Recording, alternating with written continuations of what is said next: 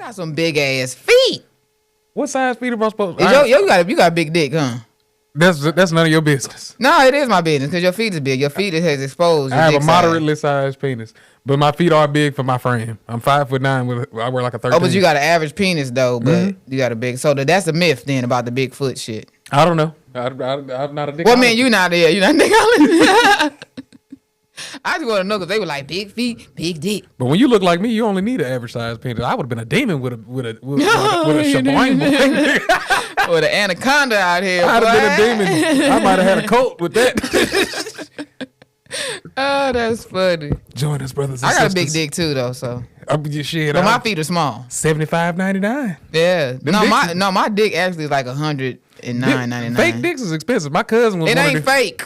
What you mean? Oh, the Chinese made dicks. I got it off Temu, nigga. Oh no, that's awful. That hoe gonna disintegrate. A Temu dildo. That'd be a good Broadway play. A bunch of Chinese kids working at the sex toy shop. You can work at a sex toy shop. That's funny.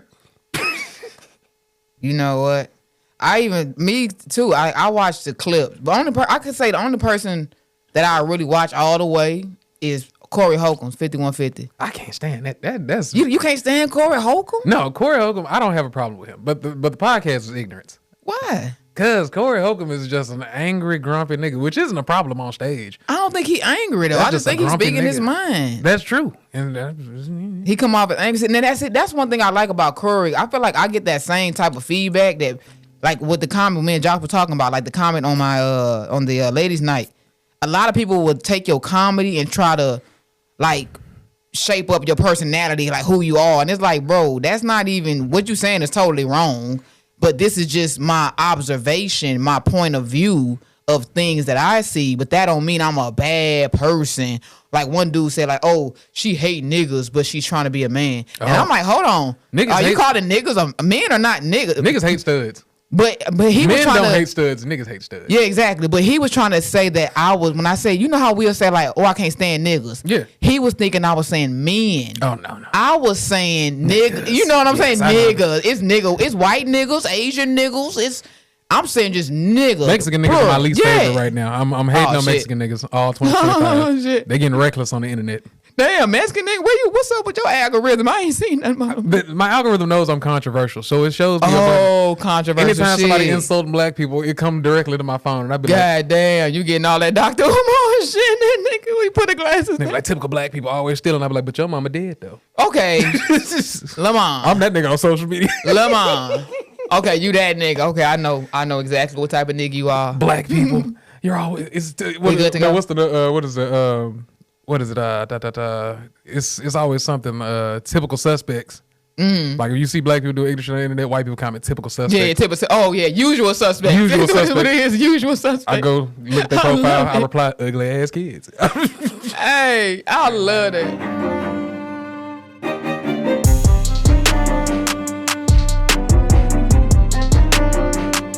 Welcome to Cynically Acute, best podcast in the world, abject, intelligent ignorance. I am your host, Lamont. That nigga Tylon is missing out there with them white people, and I am here with one of the funniest comedians that I have met in my entire comedy journey, the one and only Big Mickey. How you doing? Hey, how you doing? Hey, soft voice. Yeah, you know, I hate when people think that just because I'm a bulldagger that I have to talk like a man. Like, no, I'm a woman. Already are on the Bulldaggers. It's crazy. You know, man, forget all that. What's up, man? What's up, man? Hey, what's man, going on? Man, you know what the fuck going on? Yeah. What's up, man? What's up? Give me a look. I gotta swim around the mic. There we go. Tell the people what you're working on. Oh, right now I'm working on, I have a podcast called Behind the Laugh Podcast. Make sure you go to YouTube and subscribe. I have my co-host, Rob Love, and comedian AC. And that's one of the big things I'm working on. And also I have a comedy special that I'm preparing to tape for October 25th. It'll be live at the Evergreen Theater. I'm glad Memphis, that you dropped that because I was going to ask you. I was like, I heard you were working on that special. Yeah, I'm working on a special, man. I feel like I got to drop a special. This is me. I want to drop a special at least once a year or every other year. Ooh. But yeah, you've been doing comedy for well over a decade. So you in that era. You in that era. I'm not finna drop no special till 2035. 2035. 2035. The planet ain't gonna be here. That's you ain't lying about that. But yeah, I'm excited to see the special. If y'all haven't already seen one of Big Mickey's breakout specials, the Laugh After Dark special, it is hilarious as fuck. You can find it on Laugh After Dark. You can also find it, I think LOL Network picked it up. They did? I think so. Dang, I didn't know that. I know Tubi did.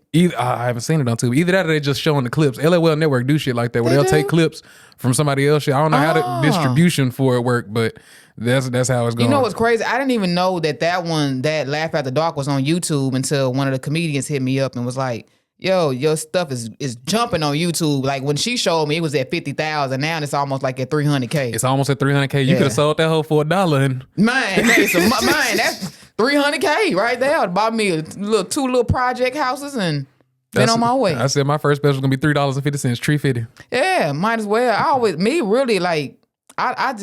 think the platform, with YouTube platform, I just let it be free. Especially when I feel like I'm not where I want to be, or I feel like once you put yourself out there, your audience will take you where you need to be. You're not lying. That's very important. Also, I watched your podcast.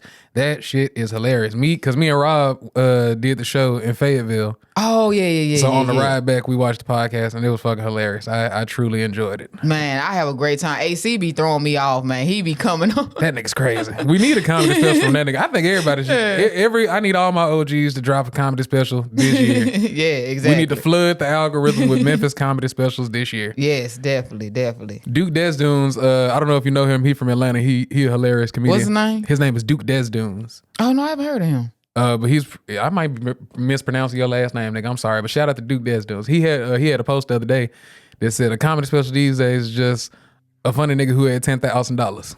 Oh wow! I was like 10.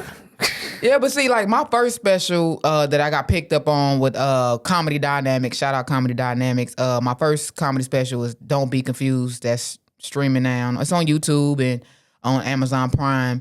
But they came out of nowhere and just hit me up. I was scared when they hit me up. You know, white people hit me up. I go get my mama. This looked legit. Thought that shit was a scam. Yeah, like mama, these white people want to have a Zoom meeting with me. I think you need to be on the Zoom meeting. So my mama, we sat at the table and she was like, "What do you guys want with my daughter?" And they was like, "Oh, we want to film a special.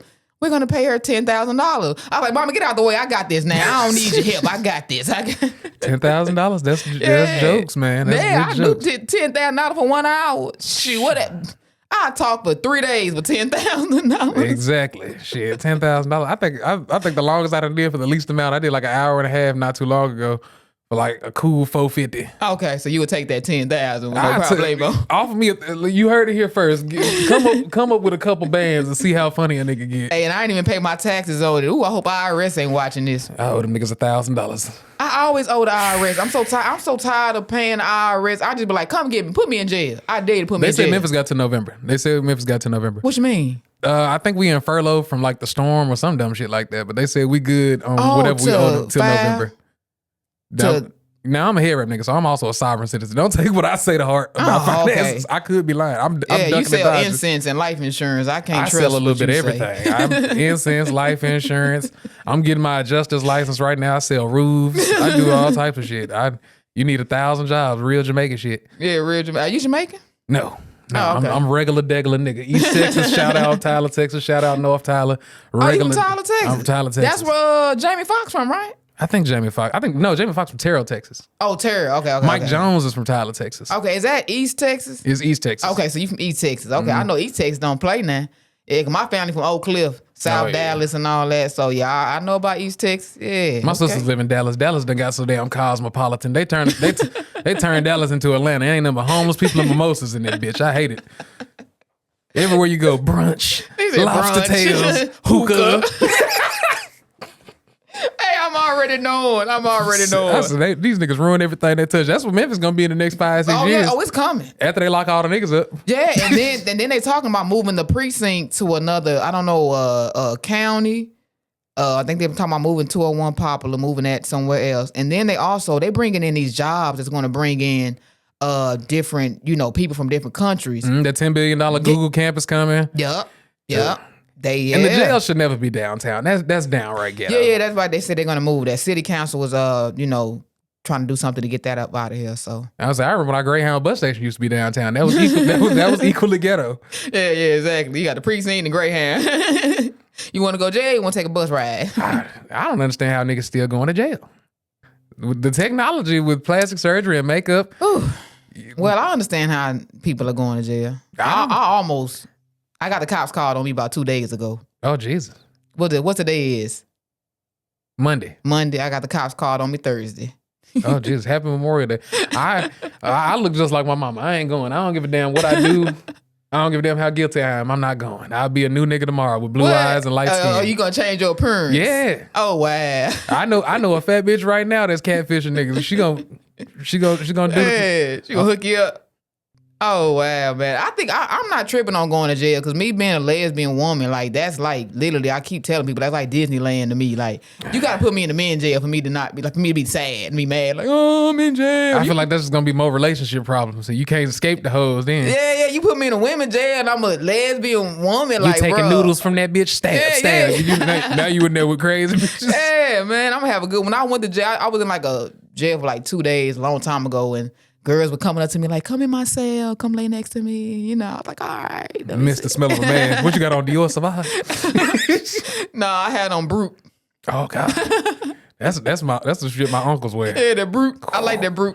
I can't. Ooh. That Brute aftershave. I ain't putting that on my neck. I was like, oh, shit. Yeah, I'm a real Bulldagger. I use Brute and drink Budweiser. Nah, you still a stud. I know Bulldaggers. What? You still a stud. What? You still a stud. What's the difference between, in your opinion, what's the difference between a Bulldagger and a stud? Okay, here's the breakdowns. On the lower level, you got stems. They could easily just wear a dress and go out and be a lady. Mm-hmm. Above stems, you got studs. Studs just look like young niggas. Any nigga that play basketball, rap, play Fortnite, that's a stud. Mm-hmm. That's where you at. Bulldaggers look like Gucci Mane. Gucci Mane? Okay, so yeah, you right. I don't look like no Gucci. Manny Fresh. I remember my cousin, shout out Taquisha. My cousin Taquisha been a stud since she was like 7 years old. 7? I'm talking about getting on the bus, on the school bus with blunts behind her ears, sagging pants. Oh my God. Got dope in her pockets. Oh my God, I need to meet her. That's old school stud. She look like Rich Homie Quan now, R.I.P. Rich Homie Quan. Oh yeah, R.I.P. Rich Homie Quan. She done lost all that weight. What? Oh yeah, I didn't come out of the closet or start out the closet dressing like a boy until like my 12th grade year. I was dressing like a real, can I say the B word? Or? Yeah. I was dressing like a bitch. And I said, we cursed quite a bit on it. Oh, okay, yeah. I was dressing like a bitch up until like 07. Yeah, I dressed like a bitch. I had the little belly button ring. I had my little tube top shirt, my little crop top, and my stomach hanging out with the belly button ring. And I had the little... Why you laughing? I was cute, nigga. I was a cute bitch. Shit. You can't picture that, huh? You can't picture that. I was skinny cute women don't even carry real purses. They be having that little bullshit, that clutch thing. Clutch, yeah. I had a clutch and I had my backpack and I had. Remember the Bluetooths when they first came out? They were like big as hell. Like, it was like I had the wraparound joints. joints. Yeah, the wraparound one, and it connect to your phone and stuff. Yeah, had the BlackBerry. Yeah. But I appreciate the stud community. I get the hate when I see two cute bitches together. That's just pornographic to me. That's pornographic. Why? That's sinful. You Why? bitches just trading clothes. Get this giggling ass sex out the way. But all right. So tell me this: as a man, not fuck being black, white, but just as a man, are you comfortable like around studs? You don't feel like, because some men are like, not even some, majority of them. And I'm gonna say this: I'm gonna be real. Black men give me the most problem. Give Bulldaggers, studs, dykes, whatever you want to say, give us the most problems. Why do you think that is? I'm gonna start off by here saying that secretly a lot of men hate women. Okay, so a lot of men like vagina, but they hate women. They hate what's attached to vagina. A lot of men hate women to begin with. Okay. So a lot of men view women as, like subpar or whatever. So when they see a stud, they be like, how dare this bitch try to break her chains? Who she thinks she is? Don't you know that pussy's supposed to be for a man? Niggas get real possessive about vagina that don't belong to them. Yeah, they do. They and they come off like kind of like rapey-ish. I'm like, hold on, why you like telling me that you just ain't met the right nigga? Yeah, it be creepy. Me, nigga, you nasty. Yeah, you nasty. Like, why are you focused on my vagina? Like my vagina is for a woman, not for a man. I don't blame women, but I was like, women still fuck on them niggas though. And I think that's the problem. Me, I didn't get handed no pussy. I had to work for every gram of pussy that I got. Every gram. Every splash of pussy that I've ever had, I had to work for. Not every gram. I graduated high school 325. I'm just funny, and I got a nice vibe. When you lose your virginity, what age? Hold on, my mama watch this podcast. 18. You said my mama said you lying then. 18-ish. 18-ish. 18-ish. Well, I never lost my virginity per se, if you want to talk about intercourse. Good for you. You a high-class American. Oh, yeah, I'm a bad bitch. I'm going on 36, and I still got Don't my get to Hollywood cherry. preaching about that. They'll slice your ass. You think they gonna get me? They'll drink that blood. Oh, Lord. You know what? If the Illuminati come for me and they say I got to give up my booty hole, You the or my coochie, you the only virgin in Hollywood. It's up. things up. I mean, depending on how much they paying, I give it up. I ain't tripping. I'm not, Speaking of, when you was in Hollywood, did you ever get invited to some Diddy shit? Not Diddy per se, but weird shit. I did. I went, this girl invited me to this club in Hollywood, and I bought my ghetto homeboys. I'm thinking like, it's a party in Hollywood. And when we got out the car, I was trying to lock it was my car, so I'm locking it, so I told them, go ahead, go on in. I'm gonna follow, I'll be in there. When they went in there, by the time I got to the door, they running back out. I said, what's going on? They said, man, there's pink dicks in there, pink dicks. Then the girl I'm supposed to be that invited me, she come walking out dressed up like Minnie Mouse. I said, bitch, what is you doing? Oh, no, that's scary. Yeah, she was like Minnie Mouse with a little whip thing, a little belt thing, and swinging. And she was like, hey, you made it. I'm like, hold on. My homie said pink dicks in there and you dressed like Minnie Mouse. What made you want to invite me here? Exactly. Like, I don't come on now. I'm from the ghetto. It's Junior's I bachelor party in that bitch. All eyes on me. Yeah, they was dressed up like characters. And I actually been to a swingers club in LA. I was looking for a gay club. Me and my girl and this other stud and her girlfriend. And we were looking for the club and we couldn't find it, but we rolled down the windows and we heard this building playing Biggie Smalls. They were playing Biggie, Biggie, Biggie, can't you see? I said, okay, that must be the gay club. So we get to the door and the security guard like, hold up. He like, y'all know where y'all at? We like, gay club. He like, hold on. A white woman walk out with a trench coat. Oh, and God. the security tell her, open up your trench coat. And the bitch is butt naked. We like, hold on. Is this the gay club? He said, y'all go ahead and go on in. We went in there. I mean, I seen dudes getting like head on the stairs. It was beds everywhere. There was some men with you? No, it was gay, like women with me. It was women gay? with It me. was a bunch of gay women. See, Yeah. that's women privilege. As a black man, But the club was a swingers club. once a white woman get naked, I'm gone. I wasn't gone. I was happy. I was excited. Anything involving a white bitch. If you don't, if y'all my viewers don't know, and if you haven't heard me say this on stage, I don't mess around with that white foolishness. What? Why I gotta be foolishness? No. I'll tell you a story. I was hanging out with my white friends, and this white bitch named Crystal, who used to be a pimp, she was there. She used to be a madam. Okay, I would say madam, yeah. And I was like 16, 17 at the time. These all 25, 30-year-old white people. So we all kicking and drinking. This bitch lose her inhaler. Okay, you know what? She started having an asthma attack. Okay. I'm drunk high. I immediately run to the door. My homeboy like, what's going on? I'm leaving. He's just like, what do you mean? I was like, if that bitch die, I'm gone. That's it for me. You'll never see me again. He was just like, man, you be a paranoid. Don't tell me. Get your hands off me. I don't like that. Oh, wow. If I show up at a party, white bitch get naked, I'm gone. So what you saying? Like, are you like, you don't like to hang around white people? Oh, no, I have plenty of white friends. That sounds racist. I have plenty of white friends. I hang out with Josh. Well, I have white friends. I just know that there's a point to where the white foolishness encroaches upon a point to where a black person can't be in this space. Oh, why? Because you're going to look like the villain or something? You're going to get blamed for everything? Even if I don't get blamed. If we all get arrested, I'm nigga arrested. Y'all are white people arrested. Gotcha. That makes sense. But I mean, that's why rich society people we so live in. freaky. Them niggas get that money and they're like, whoa, I can do what white people do. No, right. you can't. No, you can't. You right about that. What the fuck happened to your hand? You want to know what happened to my hand for real? Yes. I'm gonna be real. I'm gonna be honest. Okay. I caught my now ex-girlfriend cheating. She was cheating on me. Some told me to go to her house. Some said, I don't know. I wasn't expecting to find. You know when like I when don't you mean to laugh. I'm sorry. No, go ahead and laugh. I wasn't expecting to find anything. I came to her house. She was supposed to braid my hair. And I didn't even knock on the door. When I pulled up, the door opened. And I said, she ain't never she ain't never, because she usually be asleep. That's reckless. I got to ring on the doorbell. I got to beat on the door for her to open it up and stuff. I be like, "Girl, you hear me at the door?" I ain't hear nothing. So for me to see when I pulled up, the door just, and I look up, it's a nigga. I knew a black nigga. I knew it was a nigga when the door went up. Rick and Morty pajamas. Yeah. With her slippers on. Yeah. I looked down at his feet. I said, "Oh yeah, y'all fucking." I said, where she at? Tell that bitch to come outside. Tell her to come outside. He gonna close the door. So I went to her bedroom window and I boom, boom, punched the window in. I climbed through it and I said, come here. I'm gonna beat your ass.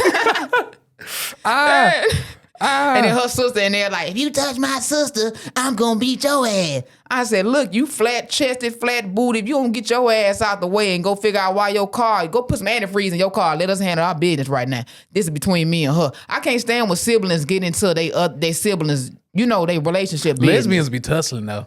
And yeah, we do. I think that's one of the main obstacles of the situation. Cause like you get all the estrogen in one room. Yeah, it's too much estrogen. Estrogen and orgasm. Yeah. Orgasm. Women shouldn't be together. I agree that women we're supposed to be with men. I've seen some good lesbian marriages. I just know that if they've been, you ain't ever seen no old lesbians. I think that's what it is though. See, that's why I said when I turn 50, I'm gonna wait till I turn 50 to get married and settle down. Because once you I feel like that in general with just men, women, heterosexuals, that in this day and age, social media has tore up the dating experience to where people feel like they have options. It's too many options. You married, so you ain't really seeing what's going on. I mean, I don't know, but you're not in that field. But it's horrible. Dating is horrible nowadays, man. Okay, so here's the thing. I've only been in 2 serious relationships. So, and that's the thing about my wife. My wife ain't been in a whole bunch of relationships either. And I remember when I was talking to my homeboys, they were like, it seemed like all the time, man, I'm sick of this bitch. I'm sick of this. The nigga got 5 bitches. He's sick of all of them. He's sick of all of them. And I was just like, well, why you seem like you stressed out. Why are you in a relationship with these ladies? And he was just like, man, you know how it is. No, I don't. Because what the dudes do is they get into a relationship with one or a bunch of women and they lying to them. Because they really just want the sex. But they lying to these bitches. So now they stressing themselves out. It seems like a lot of foolishness. I ain't never liked that girlfriend, boyfriend shit. Because I don't have a high attachment. Like if me and my girlfriend get to arguing, I'd be like, what the fuck you yelling at? But that's why you get married. You're supposed to, communicate and all this other shit with your spouse. You're not supposed to be doing that with this random bitch you met 3 months ago, 7 months ago. You right about and we only made it to 7 months. I cut it off because I felt like she was cheating. I felt like it was something. She come to me like, oh, we need space. How you asked me to move in and then a month later said we need space? Bitch, I could have stayed at my mama's Lesbians house. do move in together quick too. You right about that, but see, I didn't ask to move in. I got my own room in my mama's house. I like, I'm either living with my mama or my granny. I'm a granny's baby. I'm like that one lesbian family member that everybody just love and that's they want to TT baby, right? Yeah, TT baby. I'm TT baby. I'm grandma's baby. Everybody, she gay. Come on, let her stay here. She's gay. Come on, let her. They know life is hard on me, so they be, my family be cool with me. You nigga shit. Take that garbage out. When I go to jail, they bail me out. They won't bail my brother. My brother, why they bailed you out? They bailed me out because I'm gay. All her life she had to fight. Yeah, all my life I had to fight. So so it just I just feel like lesbians do move fast, and I think in general people move fast. But you should, and I'm a proponent. Like I said, I proposed to my wife for 3 months. Oh wow, yeah. We met. I was just like, oh yeah, I can do this. I can do this about 70 years. We could do this. Let's keep doing this. I proposed in like 3 months. And then she was like, you sure you ain't just crazy? And I am crazy, but I let her find that out. We've been together for 3, almost 4 years. Okay, what did you see in her that made you be like, this is my person? My wife is very honest. Okay. And one thing that I've always had an issue with women is both indecisiveness, and I always feel like they're not saying what's on their mind, or they wait to say what's on their mind. My wife is from Detroit. She always say what's on her mind.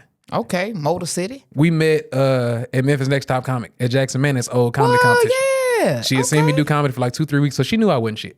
Okay. She had seen me do comedy. She knew I wasn't shit. Then we hung out and we was just talking, and I was inebriated. So I'm with this beautiful woman. I'm just telling her, man, I would marry you, but I got mental health issues and all this and third. She was just like, yeah, but you ain't crazy, is you? And I was like, see. What you mean mental health issues? Like what? Like I have general anxiety disorder, so I don't like big crowds. I don't like too much stimuli. I have PTSD. I don't like getting stressed out too much. Does that come from like any childhood trauma or anything? Let me see. PTSD. I've seen a lot of. For some reason, I've seen a lot of disasters. Mm-hmm. Like major fires, major car accidents. My grandma had a massive heart attack. I saw that. Like, I just don't like anything traumatic. I feel you on that. I think I'm kind of that way.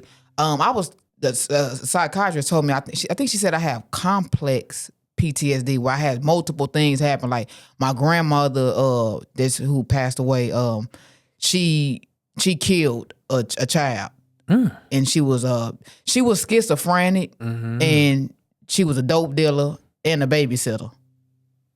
Don't laugh. I don't know how she ended up. Who gave her kids to watch? And growing up in her household, you know, when you a kid, you don't know what's bad and what's right. So when she was beating me, I didn't know that was wrong. So I thought I was getting in trouble.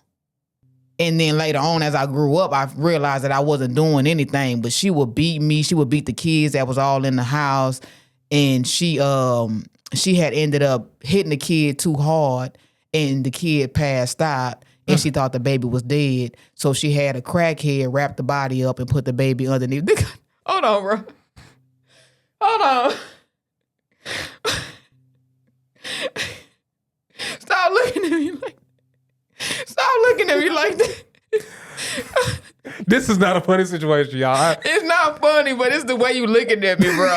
Like, stop looking at me like that. Because that's how I watch television. So, you know, when you watching some shit and it's like a true crime documentary, but then there was more. Yeah, but then there was more. You're like, hold the fuck up. But yeah, they put the baby underneath the house, and the baby ended up, that's how she ended up dying from suffocating. Like, you know, like crawl space, where, you know, the house, like you go underneath the house to crawl space. So like me, I can't look at crawl spaces. Like if I see a house in that crawl space, I turn my head immediately. I don't like crawl spaces. And my grandmother's house was a dope house. My dad sold dope out of there, heroin and stuff. So I don't like seeing, if I see like a spoon just sitting somewhere, I'm going to throw it away. Like, what is the spoon sitting around? I'm thinking somebody on drugs or something, you know. So. That's a crazy ass drug right there. You got to be a phlebotomist to do heroin. You got to find, I couldn't find a vein to save my motherfucking life.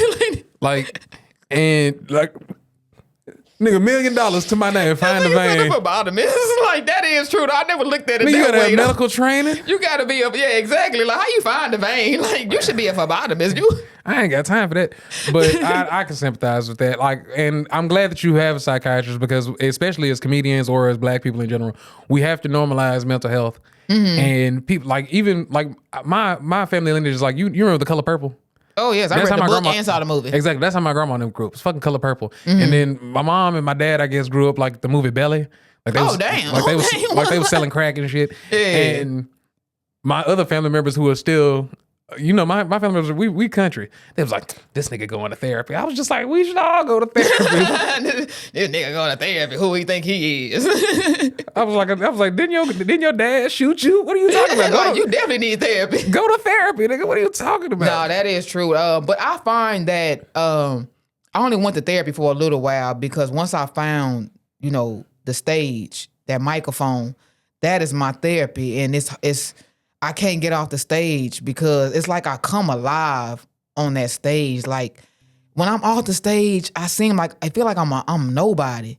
And then when I get on that stage, everybody's like, Mickey, Mickey, Mickey. And it's like that love that I want, I get it then. But it's like only for that moment, because once I get off stage and the show is over, I go back home and it's like I'm back in my, you know, like my sad stage or something. It's like, you know, I'm working. Like I talk to God a lot. Because I'm really like, I'm forcing myself to, you know, stay close to the cross. I'm very spiritual. People like try to look at me and be like, oh, well, you lesbian, da-da-da. You got crackheads and murderers that they can know the Bible inside and out. They didn't read their Bible good enough. It was a lot of lesbians and crackheads and all types of stuff. Exactly. Prostitutes, all of that. You know, in the Bible, it talks about that. And they were stepping for Jesus. Jesus wouldn't have made it to preach all the miracles if he didn't have a ghetto posse with him. Thank you. Without suffering, there'll be no compassion. I tell people that all the time. So it's like, but you brought up something interesting, because people talk about the stage high that you get from being on stage, and you're one of the only other people besides myself that I hear reference a stage come down to when you're not doing comedy, and how bad you feel for not doing comedy. Oh, yeah, I feel bad. Sometimes I might call you one day and just be crying. You be like, Mickey, what the hell wrong with you? What's wrong with your dildo broke? I'm like, no, I want to be on stage. I started working at night, and it fucking kills me. And what's even worse than that is me being at my, any job that I work, me being at my job, and somebody says, oh, I know you. Don't you do comedy? What you doing working here? Somebody just hit me with that. I work at Walmart. I'm going to keep it real. I work at Walmart. And that's what the lady said. She said, she's so funny. She's like Bernie Mac. I don't know what she doing here at this job. And I said, I'm here as long as I'm where God want me to be. That should be having me ready to cry to bathroom. Ooh, man. Because it's like, I don't know, at this point in life, do I take that step and say, leave this job and just go chase comedy? But it's like, it's hard to survive. You need money to survive. It's a level of stress that I don't want to put on myself because I don't like being in survival mode. And the level of anger, there was a point where I was surviving off just comedy. And I think that was a very short period. It was like 2 months. And I was slanging jokes like niggas sling dope. Like, nigga, what you mean you ain't got all my money? Like, what you mean, nigga? I'm yelling at people. I'm looking at niggas' flies like, you know that nigga ain't funny than me. Fuck that nigga. It just put so much haterade in my blood. Not you looking at niggas' flies like, you know that nigga funny than me. Hold on. Man, you right though. What you booking them niggas? I'd be funnier than 2 of them niggas you give me their money. Weak ass nigga, waste your money. That shit made me, right though. It took the fun out of it. And I'm trying to keep this as fun as possible. I know people are like, oh, you got to focus on the business. This is a business. That's true. Mm-hmm. But when it stops being fun, that's why these niggas look old. Right about that. I've been doing comedy 15 years. You look like you've been doing, that's dog years. Nigga been doing comedy 15 years. Nigga got Benjamin Button disease. No, you're right though. I said what I told myself is, Mickey, you're gonna have to sacrifice. You have to sacrifice to me in pretty much anything you're trying to do in life. You're gonna something you're gonna have to cut out. You're gonna have to cut something out. So what I did was I found a job that fits my comedy schedule. I only work 3 days a week, Friday through Sunday. Oh yeah. And not like that, but I have kidney issues, like illness or whatever. So I have FMLA. Hey. So I take off. Sometimes I might not be sick, but I take off and use my FMLA to go do shows. I only work 3 days a week. I'm off Monday through Thursday. So if I take off 3 days, I can go out of town for about damn near 2 weeks. So you just gotta find. I just say, if this is something, whatever you passionate about. And you know, in this society, these days and times, you have to survive. You need deodorant, you need soap to wash your ass. You don't want to be musty getting on stage. You don't want to be stanky booty. You have to find a schedule that fits your passion so you can survive and do it. I just saw a post that said my 9 to 5 pays the bills and my 6 to 12 is you getting me prepared for my future and what I love to do and, where I want to be in the end goal. It's the end goal. So, you got your 9 to 5 and your 6 to 12. I read it wasn't a book, but it was an excerpt that Farrakhan wrote. Shout out to Minister Farrakhan. You a wild, boisterous man, but I've always had great admiration for Minister Farrakhan. He said we'll work and slave for anybody. He said you gotta separate hours in the day for yourself. I take about, even if it's just 3 every day, hours. And I think it's paying off. Like I said, that's the beautiful thing about comedy. This ain't no race, it's a journey. So by the time whatever God has in store for me, I remember Richard and Toya said the same thing. They was just like, the worst thing the worst position you want to be in is somebody give you a shot and you ain't ready for it or you can't handle it. That's what I was told. They said when your opportunity come, you better be ready, because that'd be the worst thing in life, is that your opportunity come and you not ready, because you might not get another opportunity.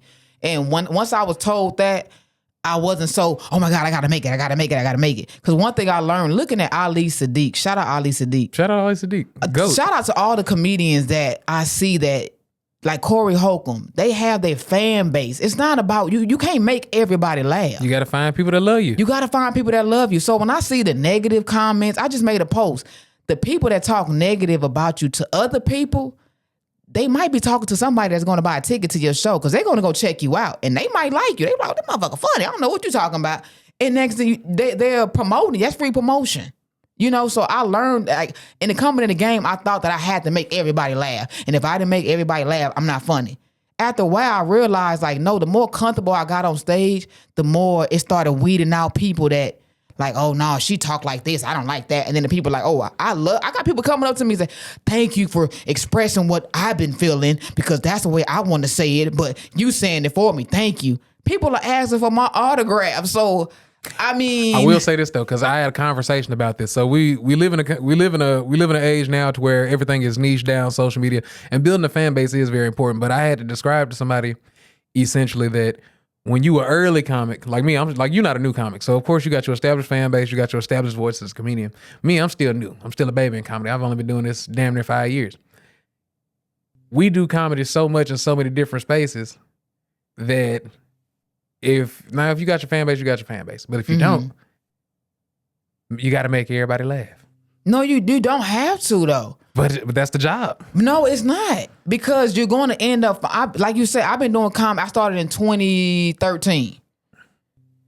2013, I had like 2-3 good shows. After that, shit just went. Boom. I took a class with the late great what is her name from the Comedy Store? Sandy Shore. That's Pauly Shore's sister. Pauly Shore mama. No, his sister. Oh, his sister. You're right. His mama was Mitzi. Yeah, Mitzi. Yeah. Mitzi was his mama, Sandy. Yeah. Damn, Sandy died? Yeah, Sandy passed away. Sandy. Yeah, R.I.P. Sandy. She told between her and David Arnold, rest in peace, David Arnold. If it wasn't for they gave me that advice. That advice for them two people. It's 1 trillion people in the world. Them two people told me, Mickey, you have it. You got it. Keep going. You're going to find your audience. That's all I hear in my head. I don't care about the people. It was a lot of people that wasn't laughing at me. I just kept going. And I just kept building my audience. You're not going to make, everybody's not going to like you. Whether you're telling jokes or you work at Kroger's. People are not going, everybody's not going, people can just look at you and be like, I don't like the way he dressed. I don't like his shoes. I don't like. That does, the head wrap, I'll say this, that is the decider. These jokes is pretty hidden, but this head wrap weed out a lot of niggas. Yeah, so you feel like people don't like, they instantly judge you off of the hair wrap or something? Oh yeah, whether it's comedy or like I worked in corporate America. Oh, I can see that. They was just like, hey, if you lose this hair wrap, you'll make a lot more money. They found out I had a bunch of hair up under here. And I came to work after they told me like, hey, you should probably see how you feel when you take your hair wrap off, and I had an afro. They was like, ooh. Yeah, but to me, that's so messed up, They was like, you might want to cut your hair. I was like, damn, nigga. That's so messed up. I worked a job where I had like little twists, and they told me like, oh, you can't have that hairstyle. Like, what job tells you can't have a certain hairstyle? They didn't tell me I couldn't have it. They just said, because, insurance is finance, and I'm already young, so people trusted me with a portfolio of finance. They was just like, hey, we work with a lot of older people. If you cut your hair, you'll notice that you'll make a lot more money. So you agree that certain jobs cause for a certain look? Not cause for it. Either it's one of those things like you have to become undeniable. Like if you known to be the best lawyer in town, don't nobody care if you got cornrows. Because you're known to be the best. Because you're known to be the best. Yeah. But if you just starting out, a lot of times you have to play the game. I just had a conversation with my homeboy, and like I've been a hippie almost. You a hippie? Yeah. I just don't have time to dress like it now. Oh, well, I didn't know you was a hippie, nigga. The hair wrap is the last thing that I kept. I used to walk around with giant staffs, like giant magic staffs with copper and crystals all on them. Oh, my God. I used to be a magic nigga. You can ask anybody. You was a magic nigga. I was a magic nigga. I was out here casting spells, hexing baby mamas. You cast spells? I used to. I don't know. I ain't doing So spells and voodoo, is that two different things, or? Voodoo is a religion. Oh, voodoo is a religion? Yeah, that's a Haitian religion. Well, because I go to some store and I was told, I go to the store. It's on Highland. It's on Highland. It's this store. They got like witch stuff and books and spells and stuff. And I was told one way to, like, if somebody say you did me wrong and I want to get you back, if I take a picture of you with a dollar bill or just some currency and I rip you in that dollar up in half and bury it in the ground, you will have financial hardship for like 10 years. Yeah, that's true. It's a little bit more to it than that. Oh, it's more to that. Oh, shit. Oh, so you know. Yeah, and those are called metaphysical stores. I know a bunch of people that own metaphysical stores. That's my jam. We got a bunch of great ones in town. Shout out Memphis Conjure, Hoodoo Shop, and local Conjure So you shop there? Because I shop all around Memphis. So you shop at those stores, though? Yeah. I be needing oils and shit. He's helping oils and shit. Yeah, I mean, they be making that good shit. Memphis used to be the mojo capital of the world. Oh, wow. We had witch hunts and some more shit. They don't teach you about that in school. When they was burning black people for doing magic in Memphis. Well, not burning them, but killing them. They was murdering them, locking them up. It was something serious. So you think, is that a thing? Like, does that come with our ancestry, the voodoo and the black magic and all that stuff? Like, those aren't black magic. Those are just crafts. If you of Haitian descent or like a New Orleans descent, those are people that or some West Africans vote on and voodoo. That's theirs. West Indian. Yeah, West Indian, West African. Hoodoo is specifically... Oh, so it's hoodoo and voodoo. Yes, voodoo is a religion, hoodoo is a craft. Okay, so hoodoo is a craft. And what do you mean craft? Like, what does that mean? Okay, so essentially it's root working. It is a system of charms and healing developed via the diaspora here in America. So basically in the South, you had black people, you had indigenous people, you had Irish people practicing magic. So we was all just swirling around together. So eventually, here come the hoodoo. This is how we doing magic now in America. This is American magic. And it could be small stuff, it could be big stuff. And that's just how we expanded upon it. And then, like I said, Memphis used to be the hoodoo capital. What? Memphis and the Mississippi Delta. Okay. So you had real magic people here. That's why you hear about it in the blues, like Howlin' Wolf and them. They was all practicing. Yeah, Howlin' Wolf. Yeah. For real? Harriet Tubman. What? Yeah. Who else? How did you find out about this stuff? Like especially about Harriet Tubman. How did you? Every hippie person that you run across, or every root worker or spiritual person that you're gonna run across, we all have what's called a spiritual awakening, and that's when it's usually when we're in our late teens or early teens, and we're like, I'm tired of the matrix and I want to break out and blah blah blah, and then you start, all you do is research and practice and learn, and research, practice and learn, and that's it. And Harriet Tubman was already known to be a prophetess and practice magic all the time. I didn't know that. I think they might have put that in the movie. I'm not sure. Well, see, that's why I say, I heard that. But basically, like, school is, education is what the school wants you to learn. But when you like self-teach and seek, like, you going deep and deeper into stuff. And I think I had my third eye open when I was like 23 or 24. I met a guy who told me about ancient Kemet and, who like, Before Columbus. Before Columbus. It's a book called, I think it's called Before Columbus, and who we were, and, Nile River and the people, all that, and I didn't know about these things. And I just feel like all people, not black, white, everybody, we should go deeper than what the U.S. education teaches. Because I think to me, that's just like a surface. Oh, yeah, that's indoctrination. Yeah. It's indoctrination. It tells white people to forget about their heritage and to be white, and it tells black people to forget about their heritage and to be black. Because they like to start our history at slavery, and before slavery, we were like kings and queens. I didn't know. When I learned about ancient Kemet, I'm like, we had electricity, lights, and stuff. And then when they talk about white people, I don't know if it's true, but what I'm reading.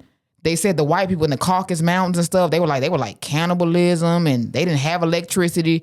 And like Alexander the Great came to Africa, stole stuff, and it's a long thing with that. And I went through the Kemet thing as well, but I like to focus mainly on like the West Africa part, because it's beautiful to say that all of us kings and queens and shit. But the people that made me were just a bunch of people that grow shit. Like we were some farming ass people. That's what. But they say it was kings and queens of Africa that sold us to slavery. Yeah. They was making their money. Like my family, we can grow the shit out of anything. That's why we have been in the places that we've been in, and that's why they stole us. They're like, the motherfuckers right there. Like me, I can't grow a flower to save my damn life, but you give me some green beans, I'm on somebody's ass. I'm amazing at growing food. So how do you feel like when you see, like, just speaking about America, do you feel like there is a slavery? It's still slavery, but it's in a different form, like systematic slavery. Humanity will never exist without. There has never been a system of humanity that didn't have some system of slavery. Humans are naturally evil, and I say it all the time. Black or white, the Homo sapien is evil. But that's just duality. We have to be good and we have to be evil. We killed like 9 other species. We the best killers that ever been made. Are you saying that just as far as American? No, it's about humans. Well, yeah, humans. Yeah, because when you look at other countries, because like, forget America. You got other countries where they're like... We killed like 4 different types of cavemen. Like, nah, nigga. Yeah, the world is ours. Yeah, you're right. Then every big animal, we was like, who the fuck you think you is? Extinct them bitches. Extinct them, yeah, exactly. Okay, so we like natural born killers and yeah. Okay, I see what you're saying about that, because people like to just point, like, I don't like how America think about what we do to chickens. Chickens, just animals in general. I love chicken, but I know for a fact it's evil what we're doing to do. But I can't put it down. It's addictive. That fucking yard bird, and it's gonna be. So you don't think we should be eating fried chicken?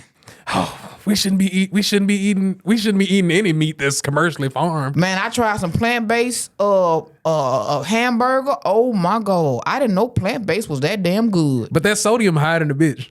What you mean higher than the bitch? If you look at like plant-based shit, like all that, like Morningstar shit or Impossible or anything, the amount of sodium that they have in it to make it taste delicious. Oh. It's like rap snacks and shit. Like, you know. Oh yeah, rap snacks. Ooh, Shout out to Percy Miller. I know, Master P. Master P, I fuck with you. Can you please drop a salad line? That nigga got Big Back honey buns out now. I said, this nigga got honey buns, cinnamon rolls, lemonade, noodles, chips, so the cereal. sodium meaning in the salt and stuff. Yes. Yeah. You right about that. So it's a lot of salt in the plant-based. Mm-hmm. I didn't know that. Thank you for telling me that because it tastes so good. I had a barbecue plant-based burger. Oh my God, it was so good. Wait, did you buy it from the store or somebody made it? A Son of a Vegan. Oh, no, never mind. Son of a Vegan is good. Oh, shout out Son of a Vegan because I tried that. I said, I don't know if he's still alive, but there used to be an old vegan man who ran marathons here. He had a restaurant named Balewa. Balewa is vegan. So Son of a Vegan is good. Yeah, Son of a Vegan is great. The sodium is not. Homemade vegan restaurants, when you go into a vegan place, they make sure to cook it properly. Okay. So but prepackaged vegan or plant-based food is usually unhealthy to the motherfucker. Okay. So not the prepackaged, but the actual made right then and there in your face type. Oh yeah. Okay. Yeah. So man, it tastes really good. I did not know. Couldn't tell I wasn't eating meat. They got nachos, tacos, and I'm like, what the hell? I mean, it was so good. It was so good. I was like, forget that pig. I want that plant-based. I am not one of them niggas that put down pork and like to pretend like that shit ain't delicious. You know, I'm glad I gave up pork. Pork is disgusting. I hate the smell of it. No.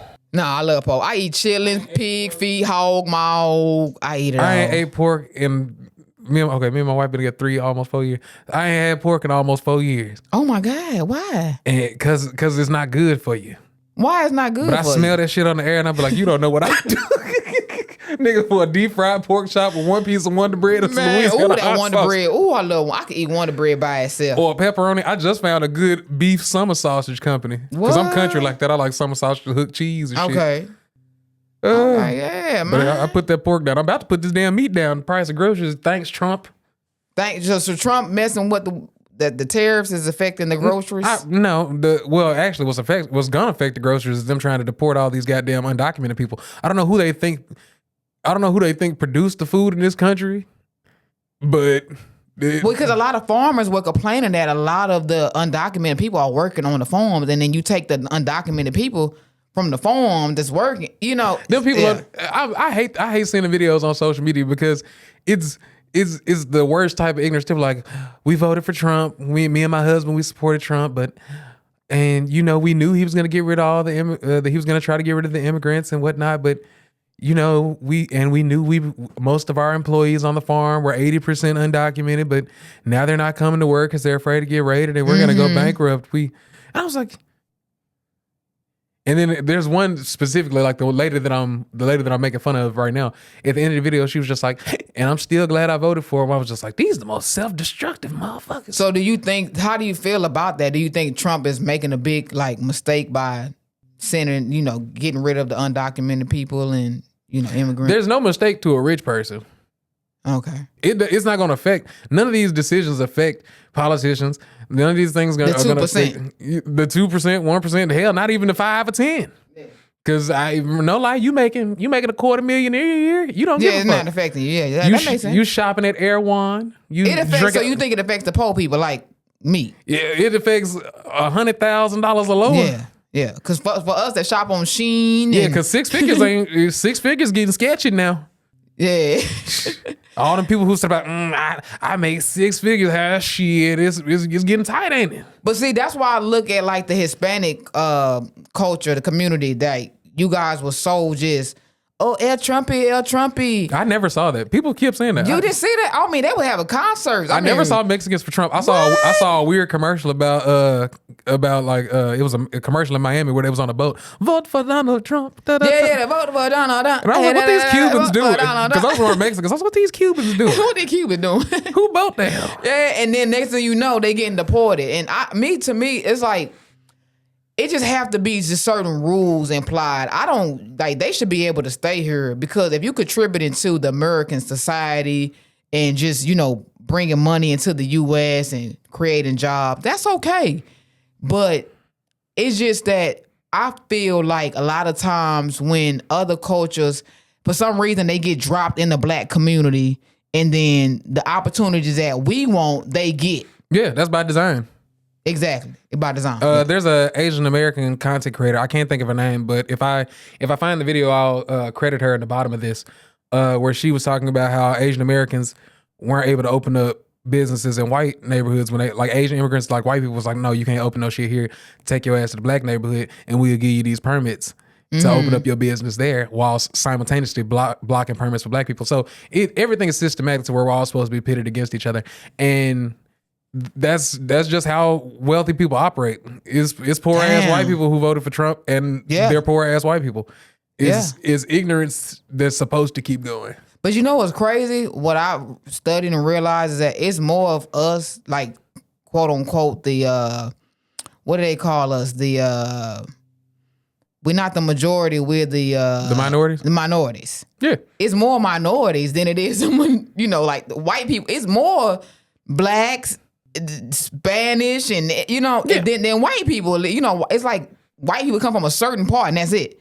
But it's crazy how they just ruled the whole world. I mean, they set it up for a minute. And in actuality, white people don't rule the world. If we break it down really good, a handful of Chinese people, a handful of Middle Eastern people, a handful of Jewish people run the world. Yeah, you're right about that. Because the Chinese are going over there to Africa. They down. They not playing. I believe in minority solidarity, especially in diverse places like California, Memphis, even where I'm from in Texas. I've lived around Memphis is diverse? Yeah. It ain't diverse out Yeah, here. Memphis is 86% black. I done hung out with every race of person in Memphis.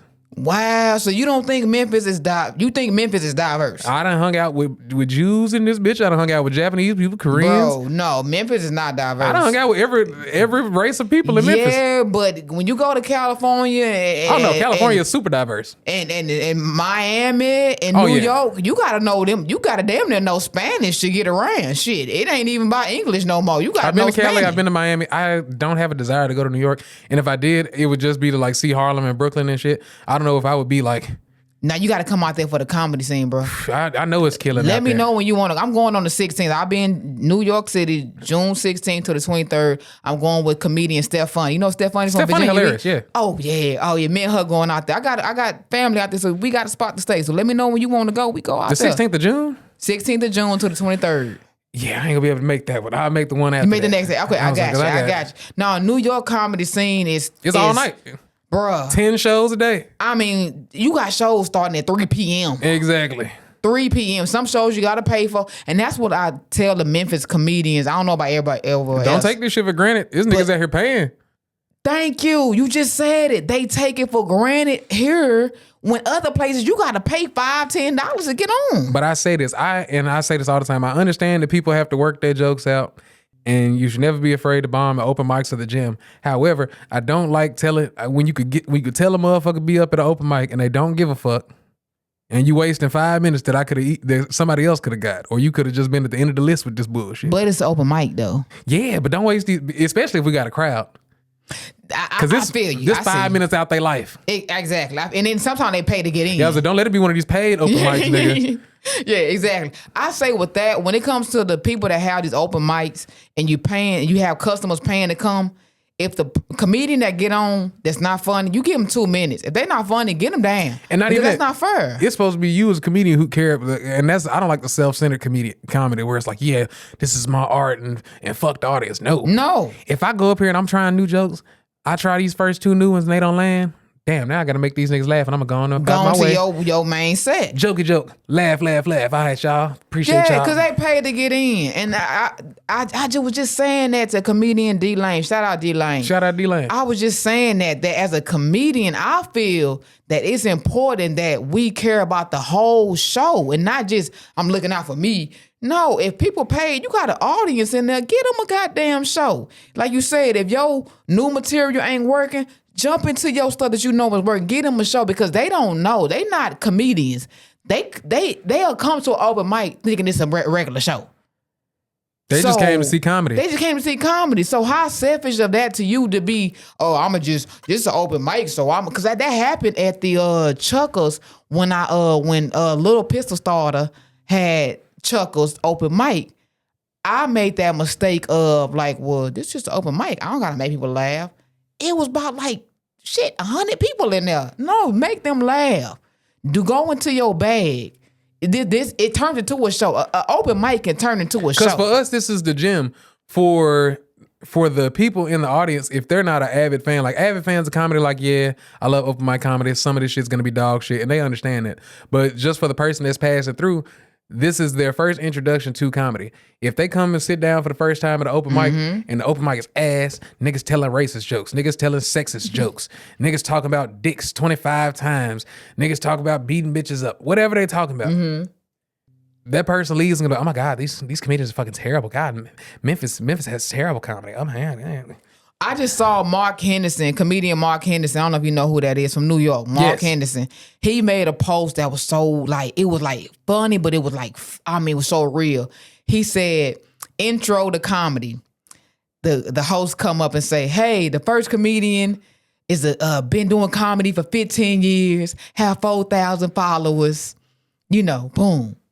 Then the headliner. This headliner coming up, been doing comedy for 2 months, have 3 million followers.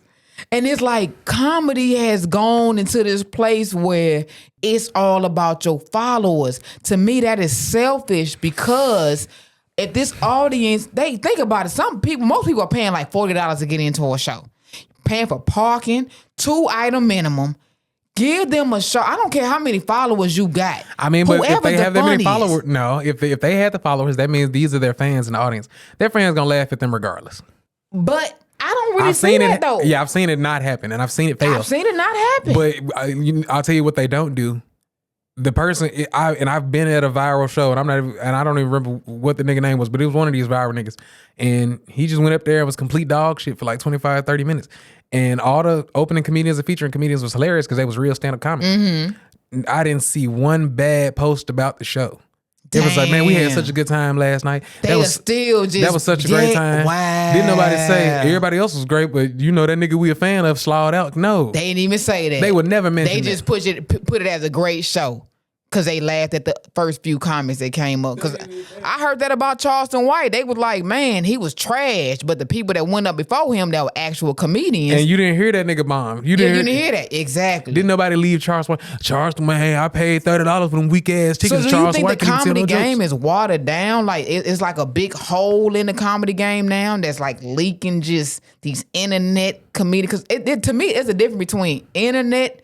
I call internet comedians, I call them comedic actors, and then you have stand-up comedians. That is two different things. But to the average person, they don't know that.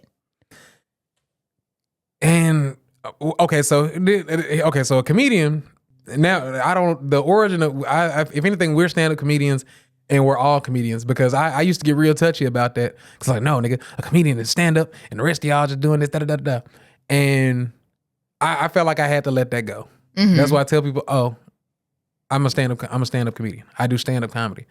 That's because when I kept telling people I was a comedian, it was like, where your skits at? You said stand up. Yes, no. Yeah. Back when I used to just say I was a comedian, man, you do skits. I was like, nah, nigga, I grab a mic and tell some motherfuckers. Yeah. Like, nigga, no, I ain't know. And I'm not knocking people that do that, because now we all have to do that shit. If you don't have to all do that, no. Nigga, if you own a bakery, you gotta have content dancing. I done seen law firms like. I mean, it helps you, but what good is it if that you are say let's take Lamont away. We know you're a stand-up comedian. Say you somebody else and you got 3 million followers on Instagram or TikTok or whatever that stuff from just, doing the reels and stuff of little sketch comedy, but when you get on stage, you horrible. I mean, if at that point you got the bread and the money is what matters. So that's what matters. Yeah, you can pull a Jess Hilarious and just get niggas to write for you. Oh, Jess Hilarious got people write for her? I mean, I don't know what she do now, but when she started, she wasn't funny. But to me, as a stand-up comedian... it was funny. I heard Corey Huckle told her, he was like, damn, you're not funny. You need to find just writers. But to me, as a comedian, if you got that in your heart, real comedian... But they don't have it in their heart. Exactly. They don't have it in their heart. Jess Hilarious got famous from doing internet jokes and sounding like an auntie as a young woman. And she got internet famous. So then she was like, And then the funny thing is that's the blueprint they're giving these niggas. Oh, you making money on social media, you making money on your content or whatever. You need to get some live show money. They can't act out, or they don't. Most of them don't. Now I follow a couple of white creators who do act out their skits on stage or shit. Most times, hey, just do some stand up. You can sell some tickets. I know a guy at a comedy club, and then they pack that hoe out with all their friends. And really, the beautiful part about it is they get to fail upwards. Because some of these niggas stop doing stand up and they just don't do it, and some of these niggas keep doing it. Because I think Mojo Brooks started doing stand up comedy after skits. Mojo Brooks is funny though, and he kept doing it though. He kept doing comedy. That's one. I just talked about him this morning. He can kill it on stage. I just saw he do the show.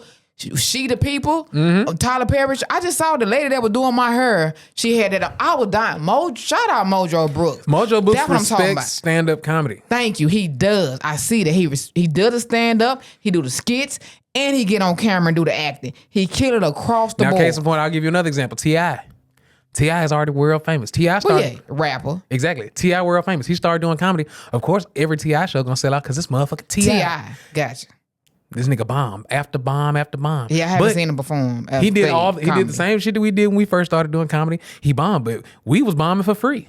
T.I. was bombing, making $200,000. Damn. And still getting the same experience that we got. So tell me this: would you rather be a comedian that's come from the internet, you be bombing on your show, but you getting paid, or would you rather be the comedian that from the ground up in the comedy clubs, you don't have that many following, you don't get paid that big, but you funny as hell, and hey, I'm on the path of one day I'm going to make it. I choose the second one only because that's what I am. Like I wouldn't rather know. I can't wish for another journey that's not mine. I've been writing stand-up comedy jokes since I was 13. I've always wanted to do this. I can't get here now and then be salty like, man, I need to do. I should have did this instead of. I wish I would have been on Vine. No. Man, say Vine. Definitely, that's why a lot of people go, oh, Vine. Because I've seen that, and that's just me. Because I don't do the skit. I do it here and every now and then. Just for the resume. Yeah, I really I'm a stand-up comic. Like I'll write this shit. That's why I got a podcast. Nigga said you gotta have a podcast these days. I went out. I would rather do podcasts than do sketches, like the skits and shit on Instagram. I'm not really a skit because But appreciate y'all that do, because y'all give me shit to scroll. Yeah, shout out to y'all. I'm that nigga. This is funny as hell. That's funny. I like that type. That's entertainment for me. But that's like not television. my lane. That's like television. You an actor. Yeah, exactly. And there ain't nothing wrong with that. Exactly. There's nothing wrong with that. But my thing is, when people that come from the internet and try to come to the comedy world and then tell us, oh, well, you hating on me, you should get some more content out there. Why do I gotta jump in your lane? First of all, money supersedes anything. It doesn't matter if you a rapper and people are like, this nigga ain't got no bars. Get your bread up, weak ass nigga. If you do comedy, but like, case in point, when we were talking about the MCSC comedy class clowns thing today, and people like, oh, y'all shouldn't be worried about this. Y'all need to be making your own opportunities and blah blah blah. And then a dude said, why all the good Memphis comedians, all the real Memphis comedians on the road getting bread? I said, huh? I said, what you talking about? And I was like, name something right now. Come on, nigga. Who you know that do comedy? Who he name? He named Grove Hero, and Grove Hero is a comedian, but he does skits. I don't think he does stand-up comedy. Nah. I don't think I've ever seen Grove Hero do skits. I mean, if he does, I never seen him. Shout out to Grove Hero. Shout out to him, but he bought them folks houses. He is a funny dude. Like I watch Grove Hero videos, but for you to say, oh, all the Memphis, all the real comedians gone from Memphis. And this the type of nigga that don't ever pay for no tickets and all that, or the type of nigga that pay for a ticket and then get on the internet and lie. Memphis comedy, because we done had half these niggas cackling, and then they'll still go jock a nigga that they can't meet. You right about that. What is your opinion of where the Memphis, like for Memphis comedy, what state do you think it's in, and where do you think it can go? I think it's fantastic, and I think it ain't got nowhere to go but up. Mm-hmm. It's hard for us to see that because we in it, and it's hard to take the advice of consumers. But from somebody who I've only been doing comedy 5 years, but I've been in entertainment a long time. Mm-hmm. So I read pattern trend analysis. Mm-hmm. So I was able to see Here's when these older niggas got to popping. This was that year. Here's when that second generation niggas started popping. This was this year. Here's what was going on in the city. And I see what's happening right now in Memphis, whether it's the gentrification or all of the famous artists that we got in the news now, or just the attention that's on Memphis. It's impossible for us not to break out. We have too much going on right now. We have too many directors. You know, me and you, we had a talk before about the beef, Memphis comedy beef. And you stated to me, remember we were on the phone? I was at a restaurant with the bitch that cheated on me. And you said a comment about that. You were like, if I'm correct, you were like, Mickey, it was something about something that I did that you felt that was the reason why I was receiving so much hate. And I told you, I was like, bro, can one comedian say one thing that I have done wrong? A lot of comedians, like I feel in Memphis, when it comes to the Memphis comedy scene, I talk about nobody else. The Memphis comedy scene, they so quick to say, you're not from Memphis. You can't talk. And I'm like, well, damn. What other comedy scene am I in? I'm not in LA, so I'm not in the LA comedy scene. I also tell people, I think we're just passionate. And all my comedian brothers, whether we from Memphis or Little Rock, if we ain't never yelled and cussed at each other, nigga, we ain't cool. Cause we artists and we serious about our shit. Yeah. We sensitive about our shit. Like, nigga, we finna do some cussing. We might argue. That's what we supposed to do, nigga. We passionate. We trying to get to the I felt dream. Like you heard what other people was saying. Because we cleared it up though. That's why we bring it up. We cleared it up because when way you came at me was like you were hearing what other people were saying, and then you came with your okay, Mickey, what da-da-da-da. And I'm like, well, Lamont, hold on. I was telling you what they said. I said, well, Mickey, what they felt was this. And what they probably meant to say, because niggas don't articulate they feel as well, was this. Okay, so what did you feel? What do you feel that is the problem with Memphis comedians with me? It could either be, like I said, misogyny is a big part of it because you're a woman. Okay, what's misogyny? So that's men. Yeah. Men versus women. Let's never forget that men. If the inclination of certain men, when a woman says something, they be like, "Shut up, bitch." I got you. And misogyny is built in. Gotcha. If it's a woman I don't like, and I'm a nice man, I'm one of the nicest men that I know. If a woman I don't like say something in the back of my mind, I'm like, "Shut up, bitch." Yeah. Like right here. That's number one. Misogyny is number one. Number two is a certain level of what I call artistic stubborn ignorance. Mm-hmm. Like case point, we were talking about niggas not caring about the open mics.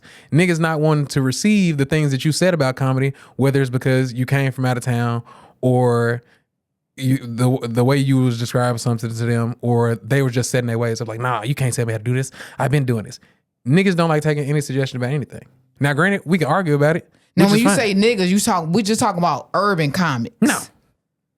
I just meant niggas as in people. I was using the broad niggas. Okay.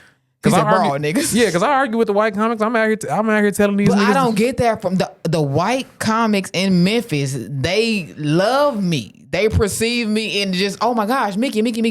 But the black comics in Memphis, it'd be like like shout out LaToya Tennille. I'm keeping it real. LaToya Tennille, Adam Nick. Shout out to all the urban comics in Memphis.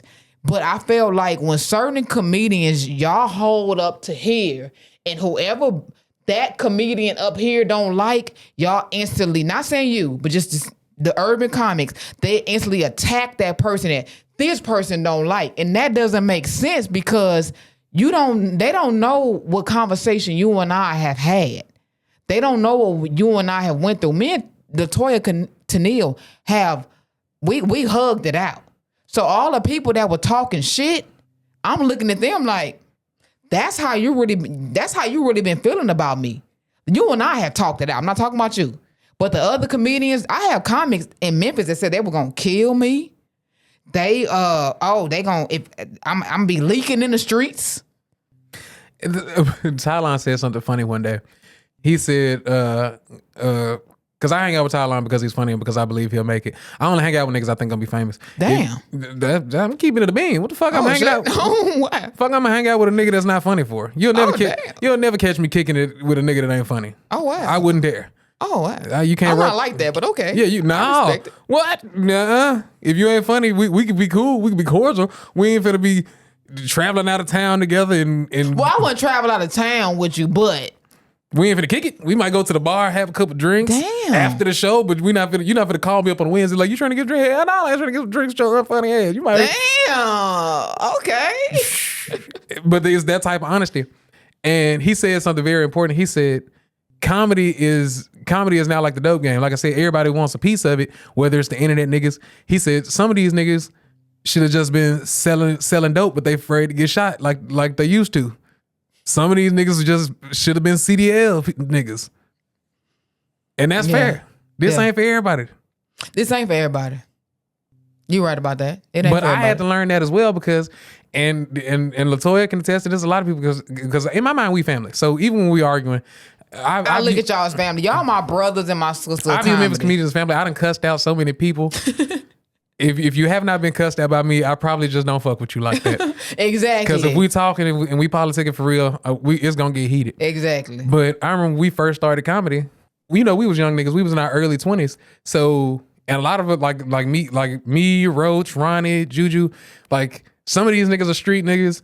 Some of us are just crazy. And who a street nigga out of that group you just named? Because I got something to say. Shit, Ronnie was out here tussling with niggas. Nah, I know Ronnie. Ronnie don't play that shit. Ronnie B don't play that shit. Ronnie B crazy. I know that. Ronnie B is crazy. Okay, who else out that group? Let me see. Who else out that group? I don't know what Roach be doing. I feel like Roach is a good guy. I feel like he a good guy, but I feel like that nigga got mob connections. I feel like that nigga got mob connections. He cute. He was always too low key for me. Yeah. When shit got real, Roach was just like, yeah, nigga. Roach is cool. Roach like, okay, no, what about the other nigga? Roach told a nigga get home safe one day. I said, now that's something you say before you murder somebody. I ain't never told a nigga. What about the other nigga? Oh no, the rest of us are just boisterous. Because that nigga Juju. What about Juju? We cool now. Oh Lord. But before then, my problem is like if I have an issue with you, and no one else should be commenting on that because they don't know what you and I went through.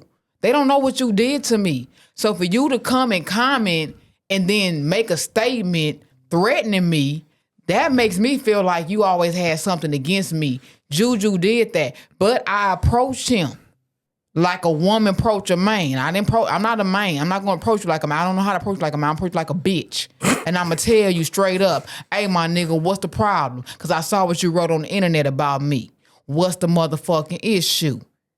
And he said, I don't have a problem with you, Mickey. I said, but it didn't seem like that when you typed them words on the internet. I don't fuck the stud shit. I'm a black woman. I am a woman. We do not play about the safety of black women. I am a woman. Have I ever came at any of the men in this Memphis comedy scene threatening y'all? Only one I threaten is Adam Nixon. Cause that nigga put the red light on me doing my motherfucking show while I'm hosting. You don't turn a red light on me while I'm hosting. You were out of bounds. You talking that's out the side of your neck. You don't do that. That's disrespectful. But I never had an issue with Juju. I fuck with Juju. I fuck with everybody. I don't care if you're funny, not funny. I'm going to respect you as a human being. But what you don't do is paddy wagging because somebody else don't like me. Now you, nah, we're not going to do that. Because you smiled in my face. You shook my motherfucking hand. My thing was always this. I got accused of that as well. They was just like, you should be playing both sides. I said, what? I said, nah. People do say that about you. And I was like, nah, I just speak whenever it's time to speak. Nigga, if you speak, they do say that, Lamont. That shit never made sense to me. I don't say you play both sides. I just feel like five people say that to me. I was like, which side am I supposed to choose? Well, you know, Steve Brown had that issue with you. I'm not finna bring this nigga up on my podcast. But I'm just saying, Steve Brown had that. We gonna call a spade a spade. Steve Brown. That was so stupid to me. That was with the Rachel thing. Remember when I comment on that? That was stupid to me. Because Rachel Nolan have done, just in my perspective, she has done a lot for me. I don't know about everybody else. Like I said, I'm only 4-5 years in the Memphis comedy scene. So, but for what I have seen, she gave me a shot. So she does enough for me in the Memphis. She contributes to the Memphis comedy scene. I don't know what your issue was with her. My issue was nothing. My issue was, and if you notice, I never have an issue with anybody saying anything. I'm never one of them niggas who's like, oh, y'all need to stop doing this. I just like to weigh in on it. So everybody's going back and forth, and I was just like, hey, I feel like the disconnect is that we're speaking from a place of comedians, and there are people who are not comedians and they're promoters, and they might be new to the scene, and I feel like the disconnect is there. I said not even just allowing people to have a huge say in this thing that we do, but allowing them into certain spaces to where they can voice their opinions where we may not necessarily ask for them. That was all it took for niggas to be like, fuck this weak ass nigga. What do you mean? I booked 4 comedy shows. Fuck this nigga. What do you mean I can't say whatever the fuck I want about comedy? And I was like, oh shit. No, I thought we was talking, man. Okay, you right about that. I see what you're saying with that, because I had comment on that, what you had said, and I was just like, I get what you're saying. They're promoters. They promote, they produce comedy shows. They don't know literally the comedy aspect of what we go through on a day-to-day basis. They not out there in that field. I get that. They like coaches that never played the game, but they put the game together. Especially because back then, and it wasn't even just them, because I shout out to Memphis Meg, shout out to Steve Brown. I loved everything they did. I never exactly. Yeah, I never threw no salt on their events or nothing like that. I don't speak outside of where I'm supposed to be speaking. I speak in the Memphis comedy space or in the comedy space because I'm a comedian and and I actively do this. So it felt weird to be attacked by people who had just entered our space. You're right. And like, nigga, I'm an arbiter of this space. I do this. These are my peers. Like, and that was weird. And that's all it took. Like, black people, especially black people who are quote unquote getting bread, feel like they're beyond reproach about anything. You're right about that. And then it turned so hostile, and I was just like, oh, I'm like me. I've been an old nigga all my life. I ain't finna do too much arguing. If I'm drunk, I might, but on the regular, I'm like, nah, nigga, we too grown for that. No, nigga. Yeah, no. I respect. I understand what you're saying, and I see more into it, because what I saw on social media now versus what you're saying, I took it in a different way. And I'm going to apologize for the way I came at you about that, because I thought that you were attacking Rachel Nolan. And I felt like, wait, hold on. She does a lot for Memphis comedians that are just trying to build a platform. She give us that, hey, go ahead. You might not make no money on this show, but go ahead. And also, I'm not going to lie. Another problem is, and I've had this problem with promoters, and I've had this problem with like local news outlets. Like I had a couple issues with like niggas that run online magazines. Like I said, Memphis comedy is my family. You can come in, you can do some events, you can do some comedy if you want to, you can do all that. I'm never gonna allow you to speak on a comedian and do too much. Mm-hmm. And you're not a comedian. And that's another thing. They was just like, well, this person is just doing this and that's not good business and blah, blah, blah. And I felt like with this, I was like, hold on, calm down on my nigga. Mm-hmm. Mm-hmm. Calm down on my auntie, calm down on whoever you talk to. Like nigga, you ain't. So as comedians, you feel like we should have each other back. That's what I do. Yeah. No, you're right about that. Cause and not with each other. Like if I'm into it with another comedian, fuck that nigga. Exactly. But if it's somebody else, exactly. Like, hold on. Exactly. I feel what you're saying. I was like, if a motherfucker come in and they doing TV shows and I could be cool with the nigga. He was like, yeah, the rest of these funk ass Memphis comedians ain't like you. Fuck these niggas. These niggas ain't funny. These niggas ain't getting no money. I was like, hold on, nigga, calm down with you. I hate that part about the money These part. My folks. Cause I've been from a comedian that come from the LA comedy scene. You don't get paid. You don't get paid at all. You doing chocolate sundaes unpaid. You doing the Comedy Store unpaid. I come from the no paid era. And when niggas can't hold you with money, that they don't understand. Like they was like, man, these niggas ain't getting no money. About fuck these niggas. Like when you're not swayed by money, and that's our journey. Like we do this for the low. Mm-hmm. So we do it for the art. If you can't control a nigga with the money or the embarrassment of calling them broke or saying they ain't got no motion, if once ignorant niggas face niggas like that don't care about those type of basic insults, then it becomes a hostile issue. It does. Because that shit the hood niggas fight over. Yeah, that weak ass nigga ain't got no motion. That nigga ain't got no bread. He don't get no bitches. Exactly. So what do you think? What do you think as far as where do you think the Memphis comedy scene is at and where it needs to get to? The Memphis comedy scene is on motherfucking fire. Niggas just don't know. Cause one thing about me, I done cussed out a lot of motherfuckers. There's a couple of motherfuckers that hate me, but don't nobody important hate me. And when it comes to the people that I'm speaking to, and I see my brethren and all my peers and what they doing in these spaces, whether it's you, whether it's Wild, whether it's Toya, whether it's Mouthpiece, whether it's Henry Coleman, anybody who I keep in contact with in Memphis or around Memphis or from Memphis is actively doing the motherfucking thing.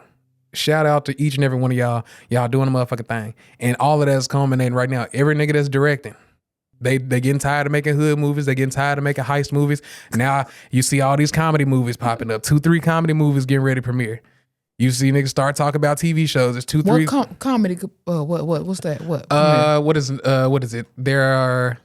There's 2 independent filmmakers that I currently know of who are working on comedy scripts. One reached out to me. I was like, "Hey nigga, who's funny?" And I was like, "Shit, just go to Memphis Comedy and click on these niggas' page and see who you like. Pick from the cream of the crop." Like I don't, especially when it comes to something like that, I don't suggest specific people because I don't know what you're looking for. So if somebody say, "Hey, where the comedians at?" I say, go to the Memphis Comedy page, click on a random name. We all got videos up.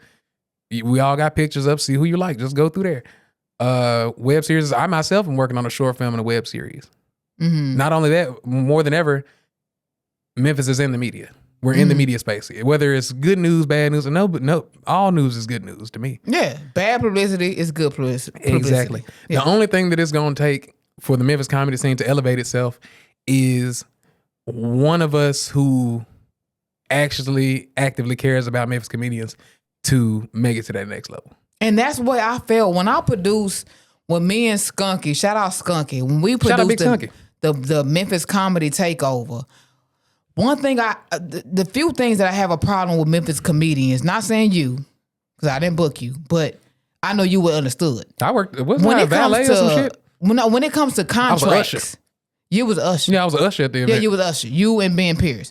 But when it comes to contracts, I felt like I'm going to work with it. I mean, I'm business. The game is 90% business, 10% talent. That's the mentality I have. Because if you don't have the business down pat, you can have the talent all day. But if your business mindset is off, you're going to miss a lot of opportunities on making money, on setting yourself up to make money later on or right now. You know, so like residuals, you got to know stuff. You got to know these things about residuals and setting yourself up, because you could be making somebody else rich while you being just funny. You're making somebody else rich. So my thing with the Memphis comedy scene, being a comic that come from LA, I feel like Memphis comics, I feel like a lot of them get so complacent with being a local celebrity.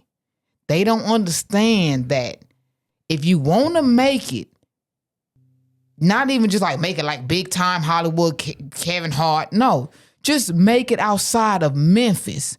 You have to have that business mindset. When somebody come to you with a contract, just read it. Read it and get your own lawyer and get your own contract. Case in point, what was the stipulations that y'all offered in the Big Memphis Takeover? Well, the stipulations was that, hey, the contract stated that what we offer, what we giving you.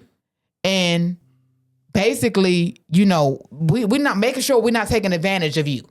If you like the headliner of what's his name? What's the headliner name? Oh my God! Did Chris Ingram headline that? Not Chris Ingram. I know Chris Ingram's on it. I know D-Lane hosted. I know Slick Baby was on that hoe. Who headlined that hoe? What's the Renard Hirsch? I'm so sorry, OG. I'm so sorry, Renard Hirsch. Renard Hirsch came with his own contract. It's okay to do that. When I say Renard is one of those people that I say I consider, because I have OGs in the city. When it comes to like my OGs outside the city who are from Memphis but aren't actively in Memphis all the time, Renard has helped me so much. I'm talking about, I did an open mic in Nashville and it's 12 o'clock at night. Renard was like, "Y'all still up there?" Shit, I'll pull up. He giving me stuff on how to do my EPK. He giving me like, here's how you send your evals to clubs. Here's what your evals Renard is not a gatekeeper. He's going to keep it real with you. He's going to give you advice. He'll shoot me a text. Here's two festivals I think you need to apply for. They got free hotel rooms. You don't meet too many people like Renard Hirsch. Renard Hirsch is hilarious. People came to me and was like, "Man, that man had me crying, laughing." My goal for this year was to try to get a dry bar special. Okay. I know 4 comedians with a dry bar special, personally. I hit all 4 of them up. 2 of them got back to me.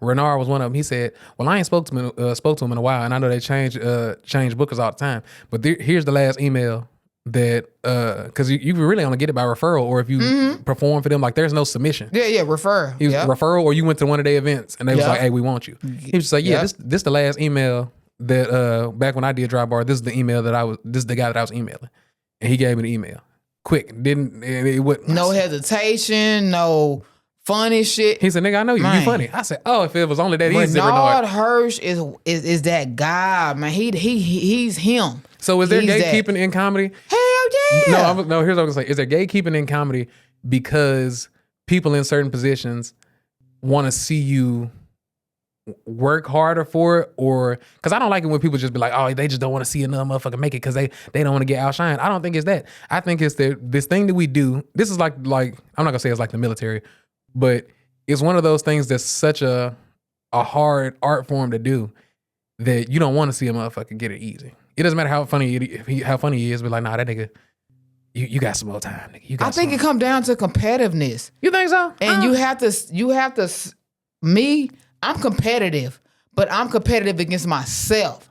I'm trying to be better than I was the last time I performed. Every time. So I don't look at you as my competition because we don't talk about the same thing.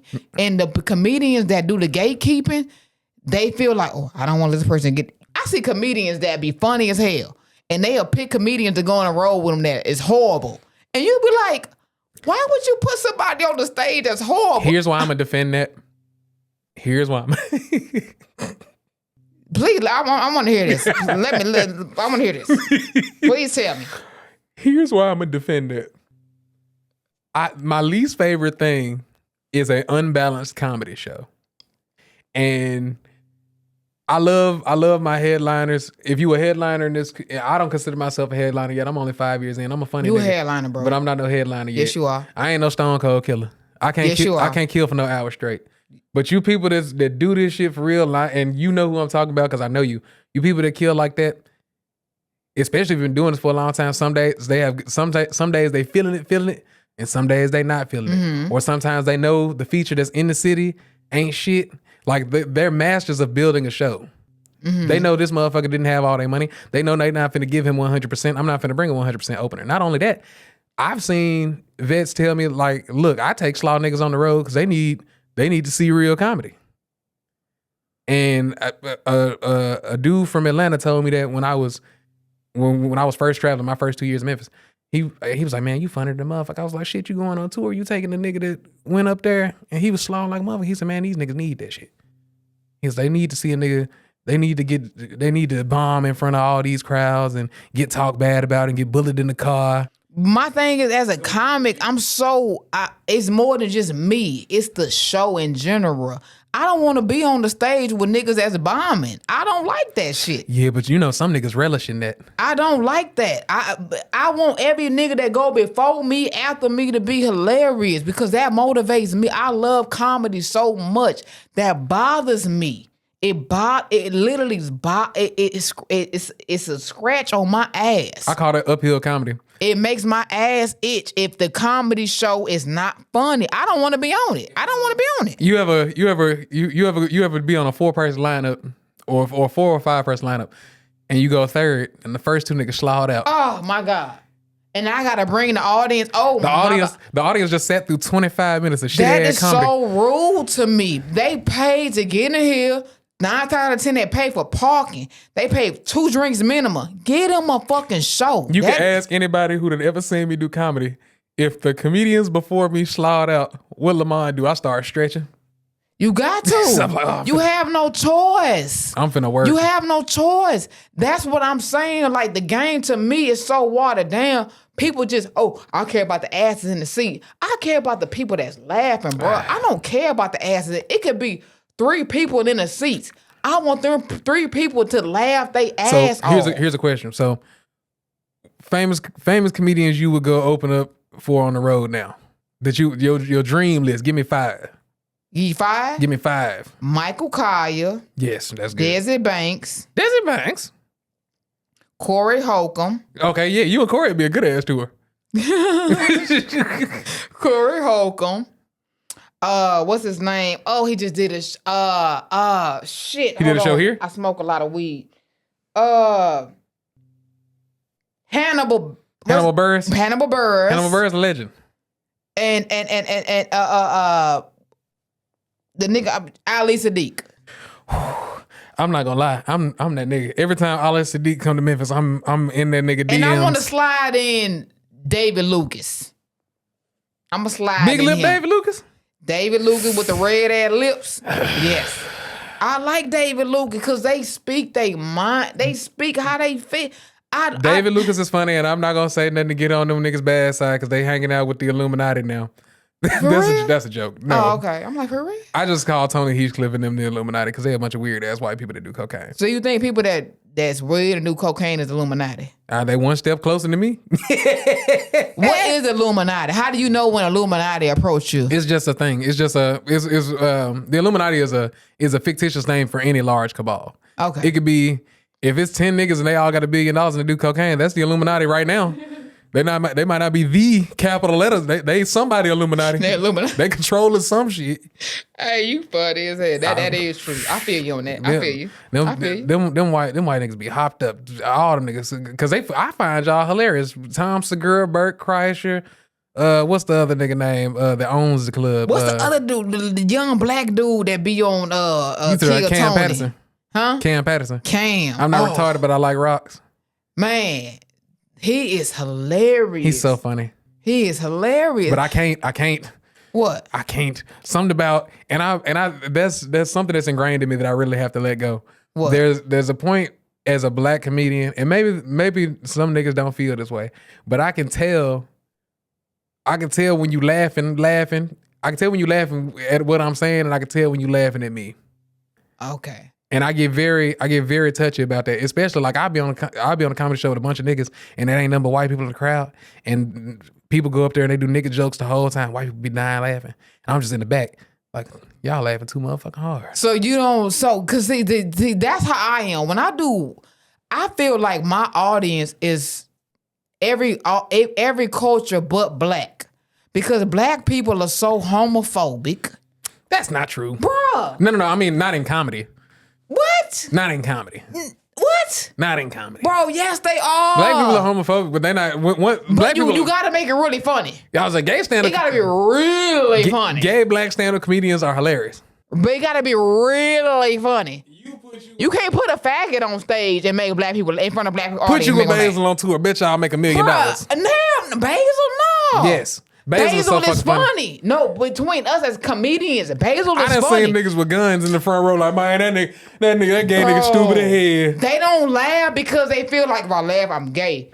They laugh because he funny. Bro, no, I've seen it. They be laughing their ass Basil is hilarious. I'm not saying he's not hilarious, but I've seen how the audience react. Black people audience will laugh at me more than they will laugh at Basil. Oh yeah, black people first of all, everybody loves lesbians more than gay dudes. Oh, that's what I'm saying. That's 2 times the pussy. That's like 2 scoops of raisins. Okay. So that's what I'm saying. That's why I prefer to perform in the white audience, because I feel like white audience don't see gay or lesbian as a threat. They don't see us as so aggressive. Okay. Our comedy is just like, oh, they gay. Ha ha ha. I feel that way. And I feel like, honestly, I'm not saying black people are retarded, but it's a certain limit. I went to an all-white high school where it was a little bit of black people, a little bit of Asian, but majority of white. I didn't go to school in Memphis. I came to Memphis later on in my life. So I went to school in a white neighborhood, and I thank my mama for that, because I didn't know about Avril Lavigne, Nickelback. I didn't know about these things until I went to that school. Granted, I didn't grow up in any white neighborhoods, but that's my shit.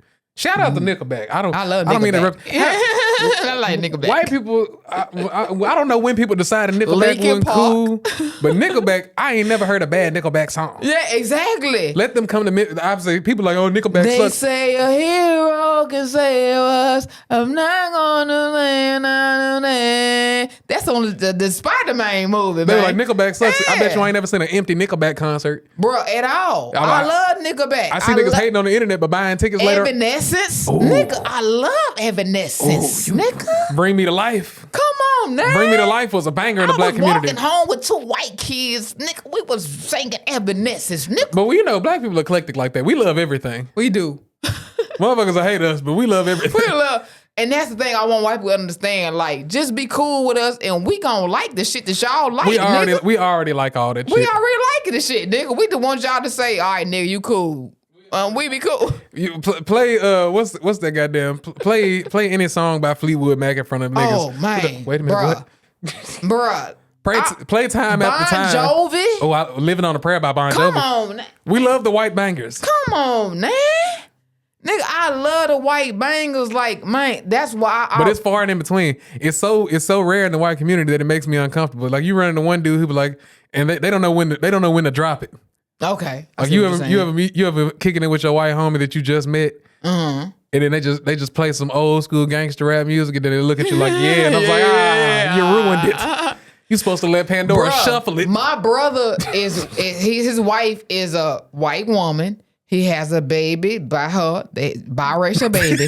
He said all of a sudden when her white family give him gifts, it be NWA shirts, all type of shit that's black. He like, bitch, how you know I like NWA? Bitch, I might like Linkin Park, bitch. A Why nigga you can't want no giving me cool outs, NWA? bitch. So that's why I feel like as Americans, we have to look at each other as Americans. Cause like I told Josh, when I go to London, Paris, anywhere in Europe, I'm known as a American. That American. They're not gonna call me black.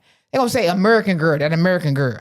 They're not gonna say black. I'm not gonna lie. If I'm in spaces, and I ain't never been out the country, but when I'm in like predominantly foreign spaces, I'll code switch on y'all ass. Why do you code switch? To not be an American? No, I'm not. No, that was just my question. Why do I code switch from being American? Number one, for the discounts. Like what discount? What do you mean? What do you mean? So you ain't know about the discounts, Mickey. Let me tell you something. Africans, they the African discount, the shit that they like, you know how the Chinese people was exposing luxury bags and shit. Like, oh, we make this. I saw that. So I found it early because I've been looking like an African nigga all my life. I have heavy West African features. I look extremely Ghanaian. When the Africans used to be on Beale Street, they tell somebody, oh, how much these sunglasses? He tell a white man, oh, that's $25. He tell a black man, that's $15. Me, excuse me, brother, how much are those glasses? $5. I was gonna say that. They tell your ass $5. It's $5, nigga. Salam alaikum. Wa alaikum salam. How much these glasses? Salam. $5. Motherfucker, give it to me for $4.50, motherfucker. Oh God. I get discounts on everything. I get shea butter by the pound. I get spices by the pound. What? I'm code switching hard. Why do you think that there's a difference between Africans and Black Americans?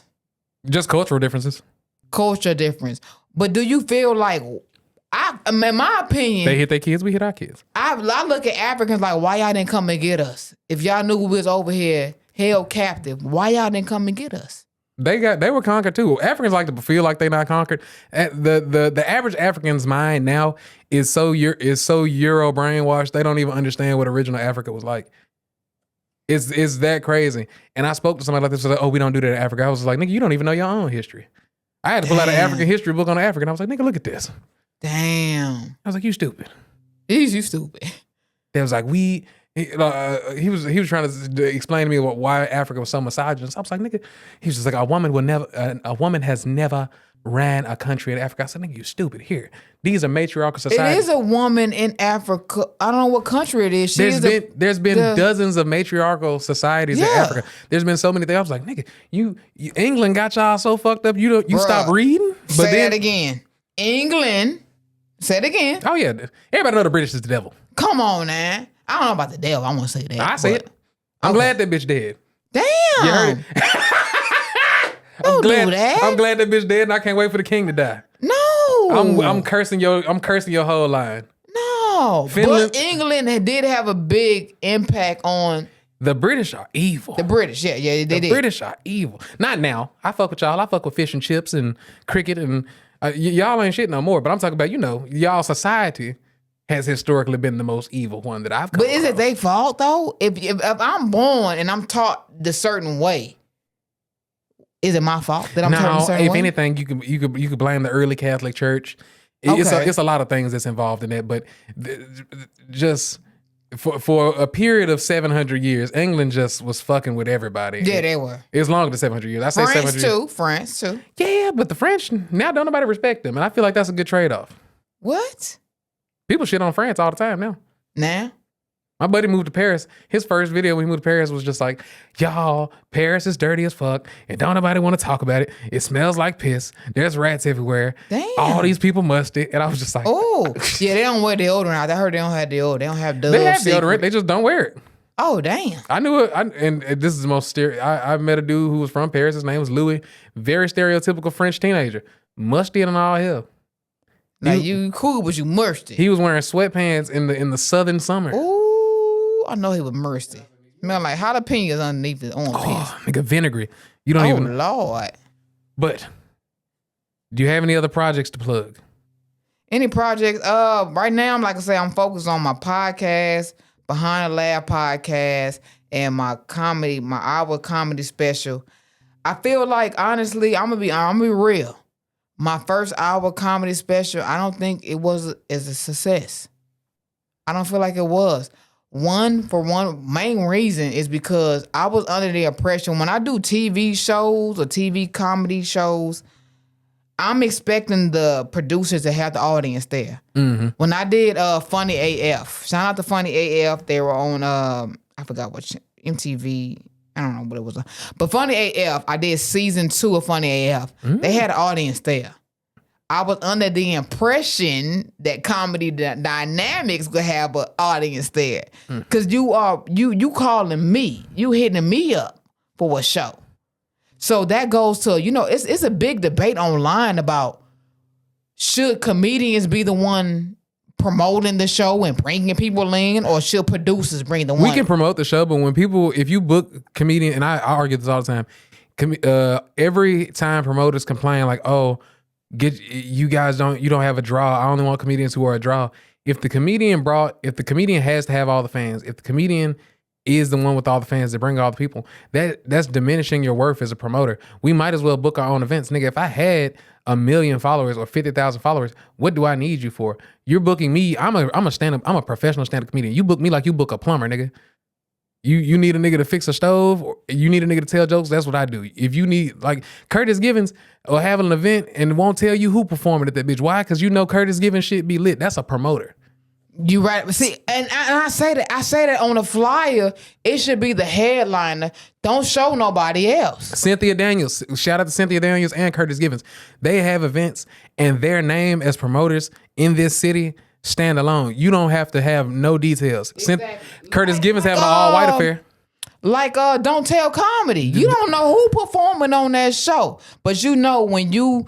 They built that brand up so well, exactly, that when you bought a ticket to Don't Tell Memphis, show up to Don't Tell Memphis, and there's gonna be jokes and it's gonna be funny. Show. Exactly, I like that. Don't blame local comedians who are trying our best to run our journey because we not bringing 60 people to your local show. Like, nigga, I got 700 followers. I'm still one of the best comedians in Memphis, and I dare somebody to say I'm not. I did a show in Hollywood at the Comedy Store.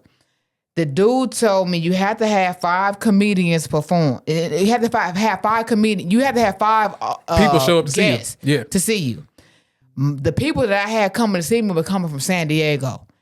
San Diego to Los Angeles, about 2 hours, hour and a half, depending on how fast you drive.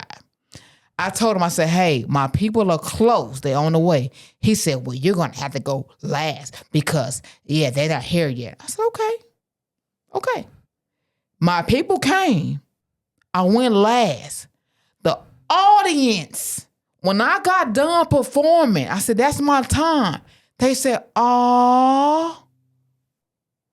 The promoter that told me that I might have a chance to perform because my people wasn't there, he came to me and he said, Mickey, you are hilarious.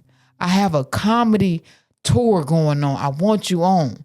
Mind you, this was the same motherfucker that told me I wasn't about to go on stage because my people wasn't there. I'ma tell comedians straight up, fuck all that other bullshit. If you gotta bring a show, long as you know your people coming for real, it don't matter what lineup you go up in, you kill that shit. Because the audience is gonna tell that promoter, you are funny. They don't care about who went first, second, third, fourth, fifth, sixth, however many comedians. That audience is gonna tell you that this person that went sixth or last is the most hilarious. Once I saw that, I said, I don't give a fuck about going last. That's the truth. Because that audience said, when I got off the stage, they wanted to hear more. They didn't know about me having 5 people to show up to perform and bring the show. So when I seen all of that, I know, hey, I'm right where I need to be. Keep going. But that lets me know somebody's hustle as a promoter, because either you want to build a name for yourself as a promoter, or you just want to book a venue and then make money off of other people's fan bases. But enough has been said to save the world. This is Cynically Acute, the best podcast in the motherfucking world, rocking with the best comedians, the best Showtime insider work, and this is Big Mickey. Big Mickey, I'm here. Thank y'all so much. So what you gonna call your special?